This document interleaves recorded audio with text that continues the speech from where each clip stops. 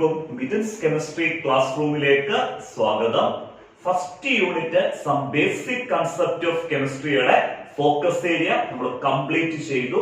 അതിൽ second unit structure of ആറ്റത്തിന്റെ focus area ആണ് നമ്മൾ ഇങ്ങനെ എടുത്തുകൊണ്ടിരിക്കുന്നത്. ഓരോ ദിവസം കഴിയുമ്പോഴും നമ്മൾ ഓരോ ഫോക്കസ് ഏരിയ മുമ്പോട്ട് എന്ത് ചെയ്യുന്നുണ്ട്, പോകുന്നുണ്ട്. ഞാൻ ക്ലാസ് എടുത്ത് പോകുന്നതിനോടൊപ്പം തന്നെ നിങ്ങൾ ക്ലാസ്സുകൾ കണ്ടു എന്ത് ചെയ്യണം, വരണം.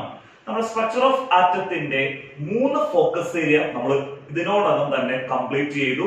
റൂദർഫോർഡ്സ് ന്യൂക്ലിയർ മോഡൽ ഓഫ് ആറ്റം എന്നുള്ള ഫോക്കസ് ഏരിയ എടുത്തു.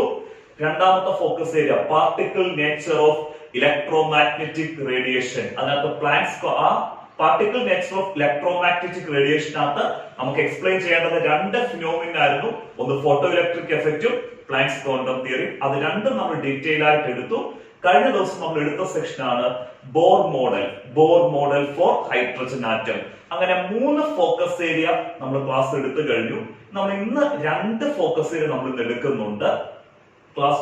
ക്ലാസ്സിലേക്ക് പോകുന്നതിന് മുമ്പ് 1-2 കാര്യങ്ങളൊന്ന് പറഞ്ഞോട്ടെ. നമ്മുടെ വീഡിയോയുടെ ആദ്യമായിട്ട് കാണുന്ന കുട്ടികൾക്ക് വേണ്ടി പറയുന്നതാണ്. നമ്മുടെ വീഡിയോയുടെ ഡിസ്ക്രിപ്ഷൻ ബോക്സിൽ ഫ്രീ വാട്സ്ആപ്പ് ഗ്രൂപ്പിന്റെ ലിങ്ക് ഉണ്ട്. ആ ലിങ്കിലൂടെ ഞാൻ ക്രിയേറ്റ് ചെയ്തേക്കുന്ന ഫ്രീ വാട്സ്ആപ്പ് ഗ്രൂപ്പിൽ നിങ്ങൾക്ക് ജോയിൻ ചെയ്യാം. കാരണം കെമിസ്ട്രിയെ സംബന്ധിച്ചിടത്തോളം നമുക്ക് ക്ലാസ് മാത്രം കേട്ട് കഴിഞ്ഞാൽ നമുക്ക് എക്സാമിനേഷൻ എഴുതാൻ ബുദ്ധിമുട്ട്. കാരണം നല്ല രീതിയിൽ എക്സാമിനേഷൻ നമുക്ക് എഴുതണമെന്നുണ്ടെങ്കിൽ ക്ലാസ് മാത്രം പോരാ. ഈ ക്ലാസ് കേട്ടിട്ട് അത് വെച്ച് പഠിക്കാൻ നമുക്ക് സിമ്പിൾ ആയിട്ടുള്ള നോട്ട്സ് വേണം. ആ ഫ്രീ വാട്സ്ആപ്പ് ഗ്രൂപ്പിൽ നമ്മൾ നോട്ട്സും പ്രൊവൈഡ് ചെയ്യുന്നുണ്ട്. ധൈര്യമായിട്ട് നിങ്ങൾക്ക് ആ ഫ്രീ വാട്സ്ആപ്പ് ഗ്രൂപ്പിലൂടെ എന്ത് ചെയ്യാം, ജോയിൻ ചെയ്യാം. അതേപോലെ എല്ലാ ദിവസവും പറയേണ്ട കാര്യമാണ്, മാക്സിമം ഫ്രണ്ട്സിലേക്ക് നിങ്ങൾ ഈ വീഡിയോസ് എന്ത് ചെയ്യണം, എത്തിക്കണം. കേരളത്തിലുള്ള എല്ലാ പ്ലസ് കുട്ടികളിലേക്കും വീഡിയോസ് ഷെയർ ചെയ്യുക. ഇതുവരെ സബ്സ്ക്രൈബ് ചെയ്യാത്ത കുട്ടികൾ ഒന്ന് സബ്സ്ക്രൈബ് ചെയ്യുകയും ആ ബെല്ലൈക്കൺ ഇനേബിൾ ചെയ്യുകയും ചെയ്യുക. നമ്മൾ എല്ലാ ദിവസവും ഇടുന്ന +1ന്റെ ഫോക്കസ് ഏരിയ ബേസ് ചെയ്തുള്ള ക്ലാസിന്റെ നോട്ടിഫിക്കേഷൻ കിട്ടും. നമ്മൾ എല്ലാ ദിവസവും ക്ലാസ്സുകൾ ഇടുന്നത് 5 മണിക്കാണ് നമ്മൾ ക്ലാസ്സുകൾ ഇടുന്നത്. ഒത്തിരി കാര്യങ്ങൾ പറഞ്ഞ് നിങ്ങളുടെ വിലപ്പെട്ട സമയം ഞാൻ കളയുന്നില്ല. നമ്മൾ ഡയറക്റ്റ് ആയിട്ട് നമ്മുടെ ടോപ്പിക്കിലേക്ക് പോവാണ്. ഇന്ന് നമ്മൾ ആദ്യം എടുക്കുന്ന ഫോക്കസ് ഏരിയ ആണ് dual behaviour of matter. First ആദ്യം നമ്മൾ പറയുന്ന focus area dual behaviour of matter. ആ ഡ്യുവൽ ബിഹേവിയർ ഓഫ് മാറ്റർ എന്നുള്ള ആ ഹെഡിങ്ങിൽ തന്നെ നമുക്ക് ഏതാണ്ടൊക്കെ ഒന്ന് ക്ലിയർ ആയി അല്ലെ. ഡ്യുവൽ എന്ന് പറഞ്ഞാൽ എത്ര? 2 ബിഹേവിയർ. ആരുടെയാ? മാറ്ററിന്റെ 2 ബിഹേവിയറിനെ പറ്റിയാണ് ഈ ഡ്യുവൽ ബിഹേവിയർ ഓഫ് മാറ്ററിൽ നമ്മൾ എക്സ്പ്ലെയിൻ ചെയ്യുന്നത്. അത് ഇൻട്രൊഡ്യൂസ് ചെയ്ത സയന്റിസ്റ്റ് ആണ് de Broglie. Dual behaviour of matter introduce ചെയ്ത സയന്റിസ്റ്റ് ആണ് ഡി ബ്രോഗ്ലി. ഡി ബ്രോഗ്ലി പറയുന്നത് ഏതൊരു മൂവിംഗ് പാർട്ടിക്കിൾ നമ്മൾ എടുത്താലും ആ മൂവിംഗ് പാർട്ടിക്കിളിന് 2 ക്യാരക്ടർ ഉണ്ടാവും. ഒന്നാമത്തെ ക്യാരക്ടർ എന്ന് പറയുന്നത് പാർട്ടിക്കിൾ ക്യാരക്ടർ. ആ പാർട്ടിക്കിൾ ക്യാരക്ടർ കൂടാതെ എന്ത് ക്യാരക്ടർ ഉണ്ടാവുന്നു? വേവ് ക്യാരക്ടറും ഉണ്ടാവുന്നു. ഏതൊരു മൂവിംഗ് പാർട്ടിക്കിളിനും 2 ക്യാരക്ടർ ഉണ്ടാവുന്നു. പാർട്ടിക്കിൾ ക്യാരക്ടറും ഉണ്ട്, അതേപോലെ തന്നെ വേവ് ക്യാരക്ടറും ഉണ്ട്. ക്ലിയർ ആയല്ലോ? ഇനി രണ്ടാമത് നമ്മൾ പറയുന്നത് ഒരു മൂവിംഗ് പാർട്ടിക്കിളിനെ അസോസിയേറ്റ് ചെയ്ത് നിൽക്കുന്ന വേവ്. ഒരു മൂവിംഗ് പാർട്ടിക്കിളിന് പാർട്ടിക്കിൾ ക്യാരക്ടർ ഉണ്ട്, വേവ് ക്യാരക്ടർ ഉണ്ട്. അങ്ങനെ വേവ് ക്യാരക്ടർ ഉണ്ടെന്ന് പറഞ്ഞാൽ ആ മൂവിംഗ് പാർട്ടിക്കിളിനെ അസോസിയേറ്റ് ചെയ്ത് ഒരു വേവ് ഉണ്ട്. ആ മൂവിംഗ് പാർട്ടിക്കിളിനെ അസോസിയേറ്റ് ചെയ്ത് നിൽക്കുന്ന വേവിനെ നമ്മൾ വിളിക്കുന്ന പേരാണ് ഡി ബ്രോഗ്ലി വേവ് അല്ലെങ്കിൽ മാറ്റർ വേവ്. ആ മൂവ് ചെയ്യുന്ന പാർട്ടിക്കിളിനെ അസോസിയേറ്റ് ചെയ്ത് നിൽക്കുന്ന വേവിനെ നമ്മൾ വിളിക്കുന്ന പേരെന്താണ്? ഡി ബ്രോഗ്ലി വേവ് അല്ലെങ്കിൽ മാറ്റർ വേവ്. പിന്നെ 2 പോയിന്റ് ക്ലിയർ ആയി. ഏത് മൂവിംഗ് പാർട്ടിക്കിളിനും 2 ക്യാരക്ടർ ഉണ്ട്, പാർട്ടിക്കിൾ ക്യാരക്ടറും വേവ് ക്യാരക്ടറും. അതേപോലെ തന്നെ നമ്മൾ രണ്ടാമത് പറഞ്ഞു ഒരു മൂവിംഗ് പാർട്ടിക്കിളിനെ അസോസിയേറ്റ് ചെയ്ത് നിൽക്കുന്ന വേവിനെ നമ്മൾ വിളിക്കുന്ന പേരാണ് ഡി ബ്രോഗ്ലി വേവ് ഓർ എന്താണ്? Matter wave. അടുത്ത നമ്മൾ പറയുന്നത് ഡി ബ്രോഗ്ലി ഒരു ഇക്വേഷൻ ഫോം ചെയ്യിപ്പിച്ചു, ക്രിയേറ്റ് ചെയ്തു. ഡി ബ്രോഗ്ലി ഒരു ഇക്വേഷന് ക്രിയേറ്റ് ചെയ്തു. ഈ നമ്മുടെ മൂവിംഗ് പാർട്ടിക്കിളിനെ അസോസിയേറ്റ് ചെയ്ത് നിൽക്കുന്ന വേവായിട്ടുള്ള മാറ്റർ വേവ് അല്ലെങ്കിൽ D Broglie wave, D Broglie wave എന്നും പറയാം, മാറ്റർ വേവ് എന്നും പറയാം. ആ ഡി ബ്രോഗ്ലി വേവ് അല്ലെങ്കിൽ ആ മാറ്റർ വേവിന്റെ വേവ് ലെങ്ത് വാല്യൂ കാൽക്കുലേറ്റ് ചെയ്യാൻ ഡി ബ്രോഗ്ലി ഒരു ഇക്വേഷൻ ഫോം ചെയ്യിപ്പിച്ചു. ആ ഇക്വേഷനെ നമ്മൾ വിളിക്കുന്ന പേരാണ് D Broglie equation. De Broglie equation ഉപയോഗിച്ച് നമ്മൾ ചെയ്യുന്നത് ഡി ബ്രോഗ്ലി വേവ് അല്ലെങ്കിൽ മാറ്റർ വേവ്, അതായത് ഒരു പാർട്ടിക്കിൾ, ഒരു മൂവിംഗ് പാർട്ടിക്കിളിനെ അസോസിയേറ്റ് ചെയ്ത് നിൽക്കുന്ന വേവ് ആണ് ഡി ബ്രോഗ്ലി വേവ് അല്ലെങ്കിൽ മാറ്റർ വേവ്. ആ മാറ്റർ വേവ് അല്ലെങ്കിൽ ആ ഡി ബ്രോഗ്ലി വേവിന്റെ വേവ് ലെങ്ത് കാൽക്കുലേറ്റ് ചെയ്യാനുള്ള ഇക്വേഷൻ ആണ് ഡി ബ്രോഗ്ലി ഇക്വേഷൻ എന്ന് പറയുന്നത്. ഡി ബ്രോഗ്ലി ഇക്വേഷൻ രണ്ട് ഫോം ഉണ്ട്. ആദ്യത്തെ ഫോം ആണ് lambda equal H by M V. Lambda equal H by M V. ഇവിടെ ലാംഡയാണ് വേവ് ലെങ്ത്. ഇവിടെ സ്മോൾ എച്ച് റെപ്രസെന്റ് ചെയ്യുന്നത് Planck's constant. Small H represent ചെയ്യുന്നത് പ്ലാങ്ക്സ് കോൺസ്റ്റന്റ്. എം എന്ന് പറയുന്നത് മാസ്, ആ മൂവിംഗ് പാർട്ടിക്കിളിന്റെ മാസ്. വി എന്ന് പറയുന്നത് ആ പാർട്ടിക്കിൾ മൂവ് ചെയ്യുന്ന velocity. D Broglie equation clear ആയി. Lambda equal H by M V. Lambda equal H by M V clear ആയല്ലോ. ഇനി മറ്റൊരു ഫോം ഉണ്ട്. നമുക്ക് ഈ equation lambda equal H by M വിക്കകത്ത് നിങ്ങൾ ഡിനോമിനേറ്റർ നോക്കിയേ, മാസ് ഇൻറ്റു വെലോസിറ്റി. നമ്മൾ ഫിസിക്സിലൊക്കെ പഠിച്ചിട്ടുള്ള മാസ് ഇൻറ്റു വെലോസിറ്റി എന്താണ്? മൊമെന്റം. പിന്നെ മാസ് ഇൻറ്റു വെലോസിറ്റിക്ക് പകരം നമുക്ക് മൊമെന്റം കൊടുക്കാം. മൊമെന്റം നമ്മൾ റെപ്രസെന്റ് ചെയ്യുന്ന ലെറ്റർ ആണ് P. Lambda equal H by M വിക്ക് പകരം നമുക്ക് lambda equal H by P എന്ന് എഴുതാം. ഇവിടെ ലാംഡ എന്താണ്? വേവ് ലെങ്ത്, അതായത് നമ്മുടെ മാറ്റർ വേവ് അല്ലെങ്കിൽ ഡി ബ്രോഗ്ലി വേവിന്റെ വേവ് ലെങ്ത് ആണ് ലാംഡ. ഇവിടെ എച്ച് എന്ന് പറയുന്ന പ്ലാങ്ക്സ് കോൺസ്റ്റന്റ്, പി എന്താണ്? മൊമെന്റം. ക്ലിയർ ആയല്ലോ. നമുക്ക് ഡി ബ്രോഗ്ലി ഇക്വേഷൻ ക്ലിയർ ആയി. ഒരു മൂവിംഗ് പാർട്ടിക്കിളിനെ അസോസിയേറ്റ് ചെയ്ത് നിൽക്കുന്ന വേവിനെയാണ് നമ്മൾ ഡി ബ്രോഗ്ലി വേവ് അല്ലെങ്കിൽ മാറ്റർ വേവ് എന്ന് പറയുന്നത്. ആ ഡി ബ്രോഗ്ലി വേവ് അല്ലെങ്കിൽ ആ മാറ്റർ വേവിന്റെ വേവ് ലെങ്ത് കാൽക്കുലേറ്റ് ചെയ്യാനുള്ള ഇക്വേഷൻ ആണ് de Broglie equation. De Broglie equation form ആണ് lambda equal H by M V അല്ലെങ്കിൽ lambda equal H by P. അത്രയും ക്ലിയർ ആയല്ലോ. ഇനി എല്ലാവരും നമ്മുടെ ഫസ്റ്റ് ഇക്വേഷൻ ഒന്ന് നോക്കിയേ. Lambda equal H by M V. അത് വേവ് ലെങ്ത് കാൽക്കുലേറ്റ് ചെയ്യാനുള്ള ഇക്വേഷന്റെ ഡിനോമിനേറ്ററിലാണ് നമ്മുടെ പാർട്ടിക്കിളിന്റെ മാസ് കിടക്കുന്നത്. വേവ് ലെങ്ത് കാൽക്കുലേറ്റ് ചെയ്യാനുള്ള ഇക്വേഷന്റെ ഡിനോമിനേറ്ററിലാണ് പാർട്ടിക്കിളിന്റെ മാസ് കിടക്കുന്നത്. എന്ന് പറഞ്ഞാൽ ഇവിടെ മാസ് കൂടുതലാണ്, പാർട്ടിക്കിളിന്റെ മാസ് കൂടുതലാണെങ്കിൽ നമുക്ക് ലാംഡയുടെ വാല്യൂ കിട്ടുന്ന വേവ് ലെങ്ത്തിന്റെ വാല്യൂ കിട്ടുന്നത് കുറവായിരിക്കും. ക്ലിയർ ആയല്ലോ. എന്ന് പറഞ്ഞാൽ മാസും വേവ് ലെങ്തും ഇൻവേഴ്സ്ലി റിലേറ്റഡ് ആണ്. ഇൻവേഴ്സ് റിലേറ്റഡ് എന്ന് പറഞ്ഞാൽ മാസ് കൂടുതലായിട്ട് നിൽക്കുമ്പോൾ വേവ് ലെങ്ത് വാല്യൂ എന്തായിരിക്കും? കുറവായിരിക്കും.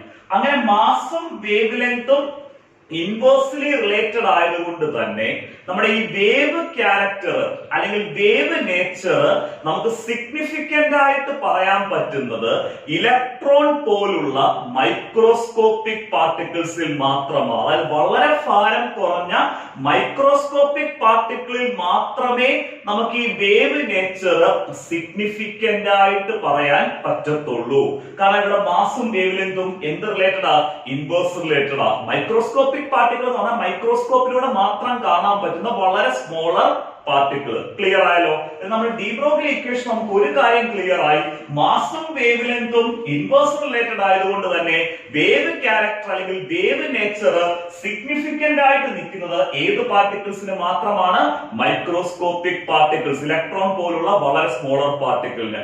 ഹെവിയർ പാർട്ടിക്കിൾ, അതായത് മാക്രോസ്കോപ്പിക് പാർട്ടിക്കിൾ, വളരെ ഭാരം കൂടിയ പാർട്ടിക്കിൾ ആണ് മാക്രോസ്കോപ്പിക് പാർട്ടിക്കിൾസ്. ഈ മാക്രോസ്കോപ്പിക് പാർട്ടിക്കിൾസിൽ നമുക്ക് വേവ് ക്യാരക്ടർ സിഗ്നിഫിക്കന്റ് ആയിട്ട് കാണാൻ പറ്റത്തില്ല. കാരണം മാക്രോസ്കോപ്പിക് പാർട്ടിക്കിളിനകത്ത് എന്ത് കൂടുതലാ? മാസിന്റെ വാല്യൂ കൂടുതലാ. മാസ് കൂടുതലാകുമ്പോൾ വേവ് ലെങ്ത് വാല്യൂ വളരെ എന്തായിരിക്കും? കുറവാ. വേവ് ലെങ്ത് വാല്യൂ കുറവാന്ന് പറഞ്ഞാൽ അവിടുത്തെ വേവ് നേച്ചർ സിഗ്നിഫിക്കന്റ് അല്ല, ഇൻസിഗ്നിഫിക്കന്റ് ആണെന്ന മീനിങ്. ക്ലിയർ ആയിട്ട് മനസ്സിലായല്ലോ. ഇപ്പൊ ഒരു എക്സാമ്പിൾ പറഞ്ഞാൽ, ഞാനിപ്പോ നടന്നു പോകുന്നു, ഞാനൊരു പാർട്ടിക്കിളാണ്. ഞാനിപ്പോ നടക്കുമെന്ന് വെക്കുക. ഈ നടക്കുന്ന സമയത്ത് നിങ്ങൾക്ക് എന്നെ കാണാൻ പറ്റും, അതെന്റെ പാർട്ടിക്കിൾ ക്യാരക്ടറാണ്. പക്ഷെ എന്നെ ഒരു വേവിന്റെ ഫോമിലാണോ കാണാൻ പറ്റുന്നത്? അല്ല. കാരണം എന്റെ വേവ് നേച്ചർ അവിടെ സിഗ്നിഫിക്കന്റ് അല്ല. കാരണം എന്റെ എന്ത് കൂടുതലാണ്? മാസ് കൂടുതലാണ്. അതുകൊണ്ട് തന്നെ അവിടെ എന്ത് കുറവാ? വേവ് ലെങ്ത് കുറവാ. അന്നേരം എന്റെ കേസിൽ ഞാൻ മാക്രോസ്കോപ്പിക് പാർട്ടിക്കിൾ ആയതുകൊണ്ട് തന്നെ എന്റെ വേവ് ക്യാരക്ടർ ഇൻസിഗ്നിഫിക്കന്റ് ആണ്. ക്ലിയർ ആയല്ലോ? ഡ്യുവൽ ബിഹേവിയർ ഓഫ് മാറ്റർ ചോദിക്കുമ്പോൾ ഞാൻ ഈ പറഞ്ഞിരിക്കുന്ന 3 പോയിന്റ് എഴുതണം.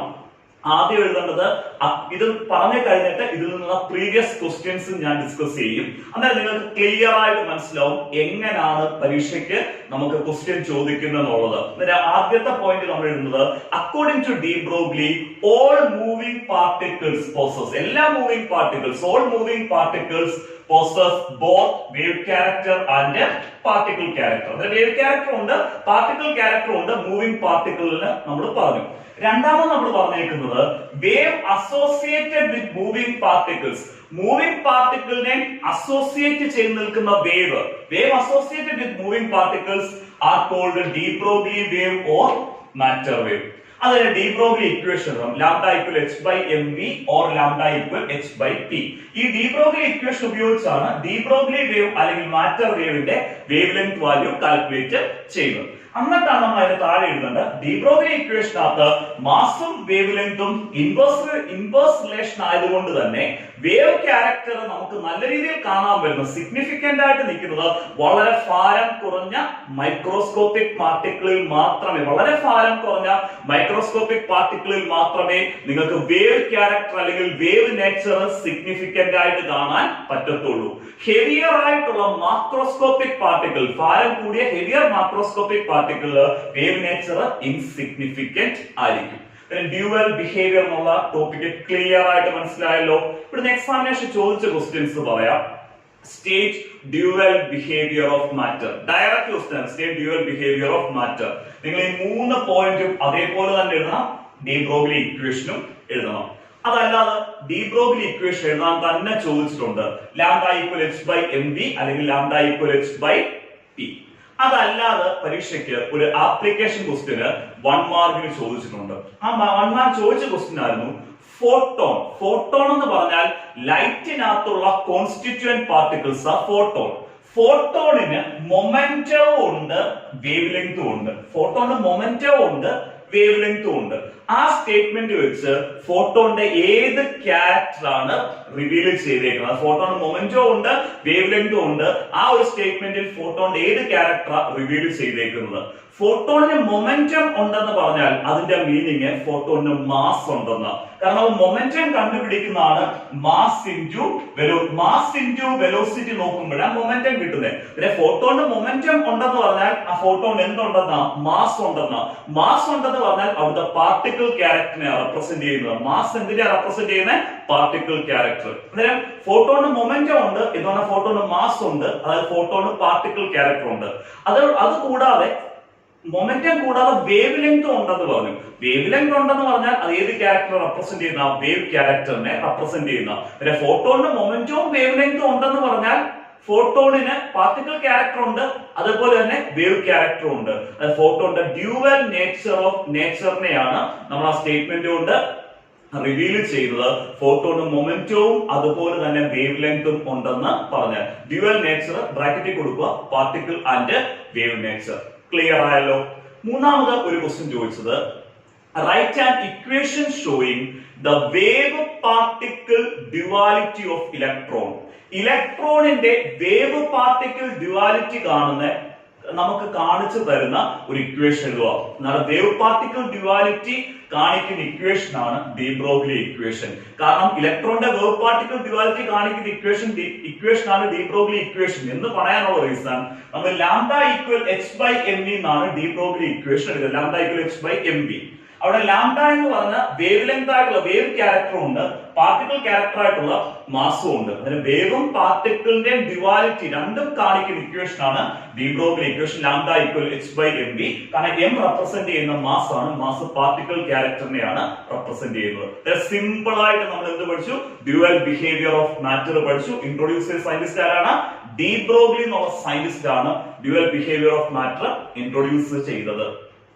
അടുത്തതായിട്ട് നമ്മൾ എക്സ്പ്ലെയിൻ ചെയ്യുന്നത് ഡ്യൂവൽ ബിഹേവിയർ ഓഫ് മാറ്റർ കഴിഞ്ഞുള്ള അടുത്ത ഫോക്കസ് ഏരിയ ആണ് Heisenberg uncertainty principle. Heisenberg uncertainty principle. നമുക്ക് ഹൈസൻബർഗ് അൺസർട്ടനിറ്റി പ്രിൻസിപ്പിളിന്റെ സ്റ്റേറ്റ്മെന്റ് ചോദിക്കാം, മാത്തമാറ്റിക്കൽ റെപ്രസെന്റേഷൻ ചോദിക്കാം, അതേപോലെ തന്നെ അൺസർട്ടനിറ്റി പ്രിൻസിപ്പിളിന്റെ സിഗ്നിഫിക്കൻസും ചോദിക്കാം. സിമ്പിൾ ആയിട്ട് പറഞ്ഞു തരാം. നമ്മൾ ഈ സെക്ഷൻ കാണുമ്പോൾ തന്നെ ഇതിന്റെ സ്റ്റേറ്റ്മെന്റും മാത്തമാറ്റിക്കൽ റെപ്രസെന്റേഷനും അതേപോലെ തന്നെ സിഗ്നിഫിക്കൻസും നിങ്ങൾക്ക് കാണാതെ പഠിക്കുന്ന രീതിയിൽ പറഞ്ഞു തരാം. വീഡിയോ ഒരു കാരണവശാലും സ്കിപ്പ് ചെയ്ത് കാണരുത്, കംപ്ലീറ്റ് ആയിട്ട് തന്നെ കാണുക. അൺസർട്ടനിറ്റി പ്രിൻസിപ്പിള് പറയുന്നത് ഇലക്ട്രോൺ പോലുള്ള ഒരു മൂവിംഗ് മൈക്രോസ്കോപ്പിക് പാർട്ടിക്കിളിന്റെ മൈക്രോസ്കോപ്പിക് പാർട്ടിക്കിളിന്റെ എക്സാക്ട് പൊസിഷനും എക്സാക്ട് മൊമെന്റവും. എക്സാക്ട് പൊസിഷൻ എന്ന് പറഞ്ഞാൽ കറക്റ്റ് പൊസിഷനും എക്സാക്ട് മൊമെന്റോ എന്ന് പറഞ്ഞാൽ കറക്റ്റ് മൊമെന്റവും ഒരേ സമയത്ത് നമുക്ക് മെഷർ ചെയ്യാൻ പറ്റത്തില്ല, അല്ലെങ്കിൽ ഒരേ സമയത്ത് നമുക്ക് ഡിറ്റർമിൻ ചെയ്യാൻ പറ്റത്തില്ല എന്ന് നമുക്ക് പറഞ്ഞു തന്ന പ്രിൻസിപ്പിൾ ആണ് ഹൈസൻബർഗ് അൺസർട്ടനിറ്റി പ്രിൻസിപ്പിൾ. ഞാൻ ഒന്നുകൂടെ റിപ്പീറ്റ് ചെയ്യാൻ ശ്രദ്ധിച്ചിരിക്കണം. ഇലക്ട്രോൺ പോലുള്ള ഒരു മൂവിംഗ് മൈക്രോസ്കോപ്പിക് പാർട്ടിക്കിളിന്റെ നമുക്കറിയാം, മൈക്രോസ്കോപ്പിലൂടെ മാത്രം കാണാൻ പറ്റുന്ന വളരെ ഭാരം കുറഞ്ഞ പാർട്ടിക്കിളിനെയാണ് നമ്മൾ മൈക്രോസ്കോപ്പിക് പാർട്ടിക്കിൾ എന്ന് പറയുന്നത്. ഇലക്ട്രോൺ ഒരു മൈക്രോസ്കോപ്പിക് പാർട്ടിക്കിളാണ്. അങ്ങനെ ഇലക്ട്രോൺ പോലുള്ള ഒരു മൂവിംഗ് മൈക്രോസ്കോപ്പിക് പാർട്ടിക്കിളിന്റെ എക്സാക്ട് പൊസിഷൻ, അതായത് കറക്റ്റ് പൊസിഷനും എക്സാക്ട് മൊമെന്റവും അതുപോലെ കറക്റ്റ് മൊമെന്റവും നമുക്ക് ഒരേ സമയത്ത് മെഷർ ചെയ്യാൻ പറ്റത്തില്ല.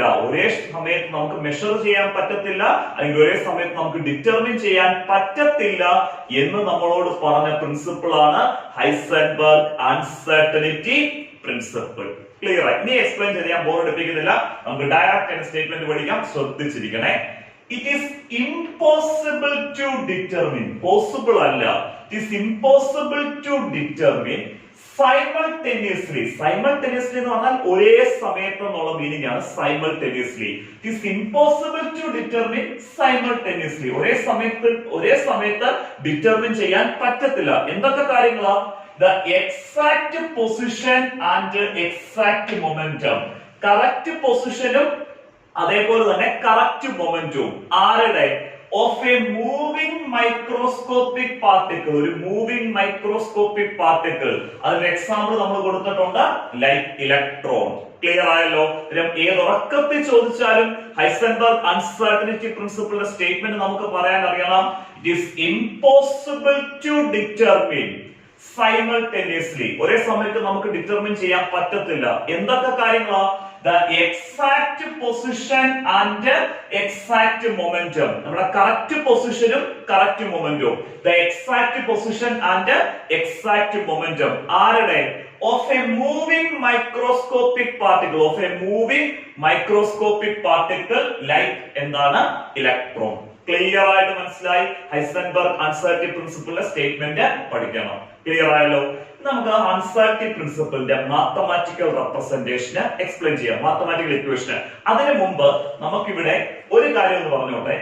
എക്സാക്ട് പൊസിഷനും എക്സാക്ട് മൊമെന്റം എന്ന് പറയാം, അതല്ലെങ്കിൽ സ്റ്റേറ്റ്മെന്റ് മറ്റൊരു രീതിയിലും പറയാം. എക്സാക്ട് പൊസിഷനും എക്സാക്ട് വെലോസിറ്റി എന്ന് പറയാം. ഒന്നിൽ നമുക്ക് പറയാം എക്സാക്ട് പൊസിഷനും എക്സാക്ട് മൊമെന്റവും ഒരേ സമയത്ത് മെഷർ ചെയ്യാൻ പറ്റത്തില്ല. അതല്ലെങ്കിൽ മറ്റൊരു രീതി പറയുന്നതാണ് എക്സാക്ട് പൊസിഷനും എക്സാക്ട് മൊമെന്റത്തിന് പകരം എക്സാക്ട് വെലോസിറ്റിയും ഒരേ സമയത്ത് നമുക്ക് മെഷർ ചെയ്യാൻ പറ്റത്തില്ല എന്ന് അൺസർട്ടനിറ്റി പ്രിൻസിപ്പിൾ പറയുന്നുണ്ട്. നിങ്ങൾ എക്സാക്ട് പൊസിഷനും എക്സാക്ട് മൊമെന്റവും ഒന്നും അങ്ങ് എഴുതിയാൽ മതി. ഞാൻ അഡീഷണൽ ആയിട്ട് പറഞ്ഞതേ ഉള്ളൂ. ചിലപ്പോൾ എക്സാക്ട് മൊമെന്റത്തിന് പകരം എക്സാക്ട് വെലോസിറ്റി എന്ന് വേണമെങ്കിൽ നമുക്ക് എന്ത് ചെയ്യാം? എഴുതാം. ക്ലിയർ ആയല്ലോ?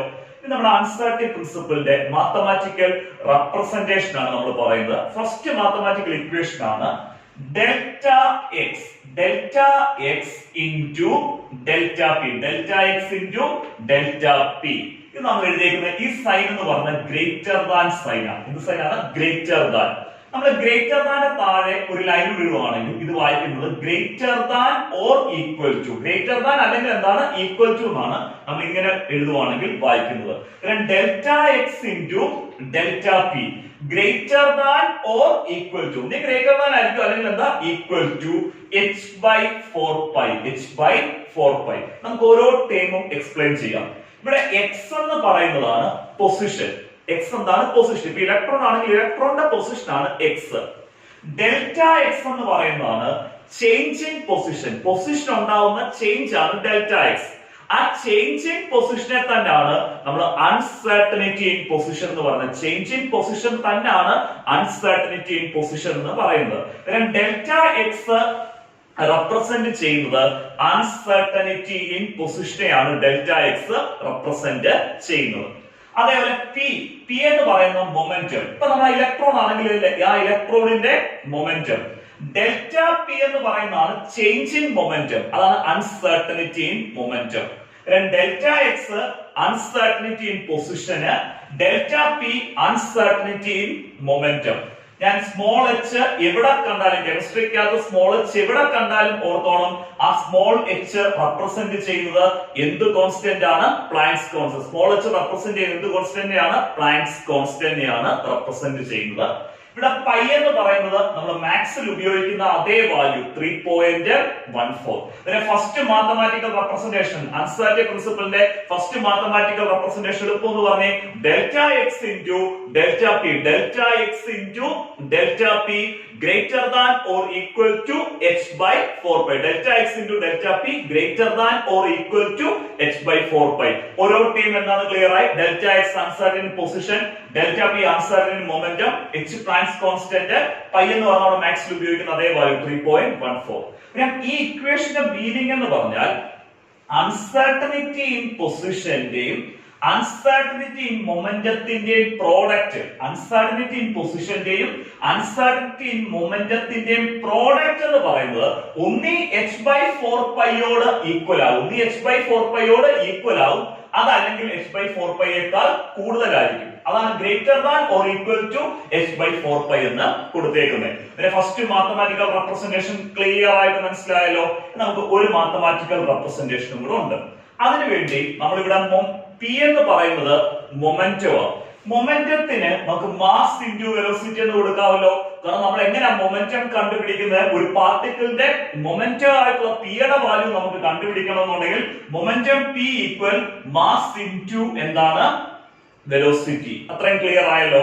അങ്ങനെയാണെങ്കിൽ ഡെൽറ്റ പി നമ്മൾ കണ്ടുപിടിക്കുന്നത്, ഡെൽറ്റ പി എന്ന് പറഞ്ഞാൽ ചേഞ്ച് ഇൻ മൊമെന്റം അല്ലെങ്കിൽ uncertainty in momentum. Delta P കണ്ടുപിടിക്കാനെങ്കിൽ നമുക്ക് എം ഡെൽറ്റ വി എന്ന് എടുക്കണം. അതായത് നിങ്ങൾക്ക് സംശയം തോന്നും, പി നമ്മളിവിടെ പിയുടെ സ്ഥാനത്ത് ഡെൽറ്റ പി കൊടുത്തു.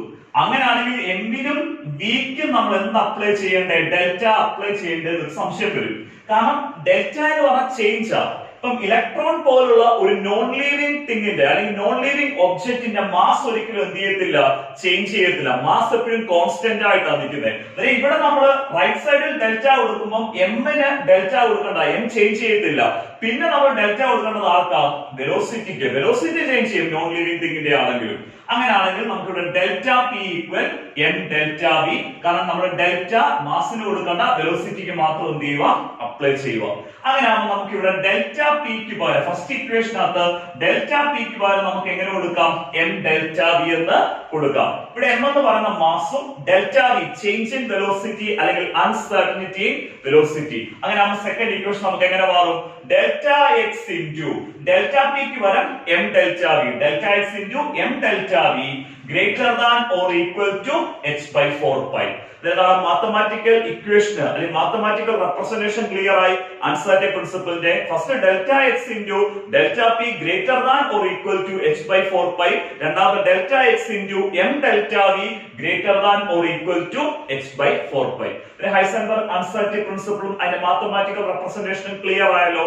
നമുക്ക് അൺസർട്ടനിറ്റി പ്രിൻസിപ്പിളിന്റെ സിഗ്നിഫിക്കൻസ്, ഫിസിക്കൽ സിഗ്നിഫിക്കൻസ് നോക്കാതെ അൺസർട്ടനിറ്റി പ്രിൻസിപ്പിളിന്റെ സിഗ്നിഫിക്കൻസ് എക്സ്പ്ലെയിൻ ചെയ്യാം. നമുക്ക് 3 ഇമ്പോർട്ടന്റ് സിഗ്നിഫിക്കൻസ് ആണ് അൺസർട്ടനിറ്റി പ്രിൻസിപ്പിളിനുള്ളത്.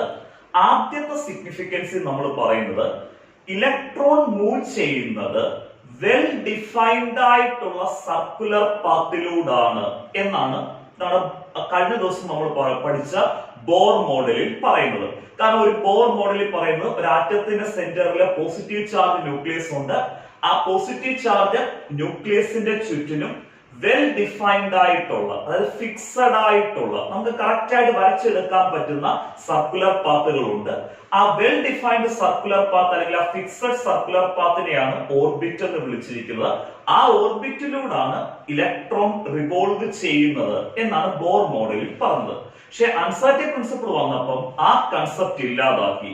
അതായത് ഇലക്ട്രോൺ മൂവ് ചെയ്യുന്നത് ഒരു വെൽ ഡിഫൈൻഡ് സർക്കുലർ പാത്ത് അല്ലെങ്കിൽ ഫിക്സഡ് സർക്കുലർ പാത്ത് ആയിട്ടുള്ള ഓർബിറ്റിലൂടെയാണെന്നുള്ള കൺസെപ്റ്റ് ഇല്ലാതാക്കിയ പ്രിൻസിപ്പിൾ ആണ് uncertainty principle.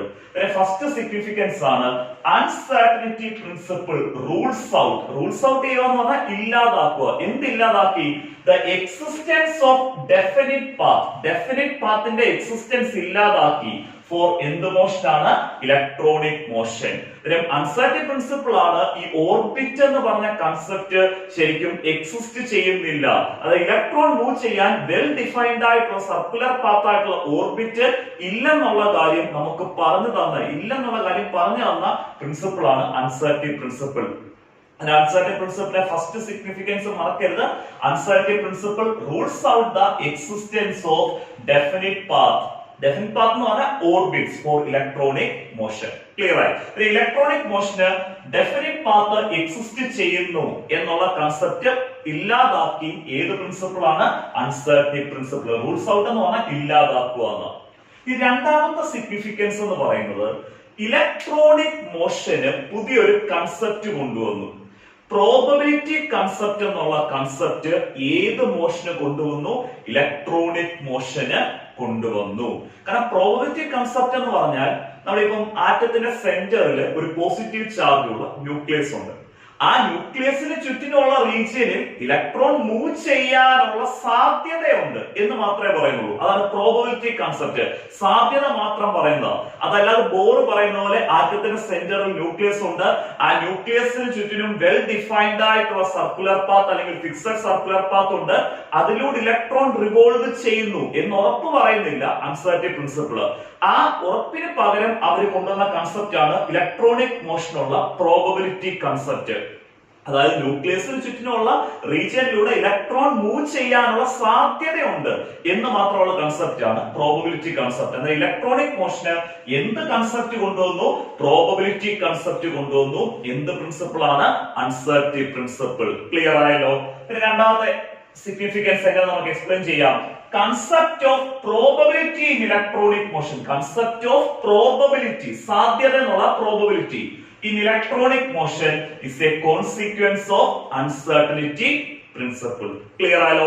concept of probability in electronic motion. Concept of probability in electronic motion is a consequence of uncertainty principle. ആദ്യത്തെ രണ്ട് significance clear ആയി. Electron move ചെയ്യുന്ന well defined circular path ആയിട്ടുള്ള ഓർബിറ്റിലൂടെയാണ് എന്ന കൺസെപ്റ്റ് ഇല്ലാതാക്കി. അതിന് പകരം ഇലക്ട്രോണിക് മോഷന് ഏത് കൺസെപ്റ്റ് കൊണ്ടുവന്നു? പ്രോബബിലിറ്റി കൺസെപ്റ്റ് കൊണ്ടുവന്നു. രണ്ട് സിഗ്നിഫിക്കൻസ് ക്ലിയർ ആയി. മൂന്നാമത്തെ സിഗ്നിഫിക്കൻസ് സിമ്പിൾ സിഗ്നിഫിക്കൻസ്.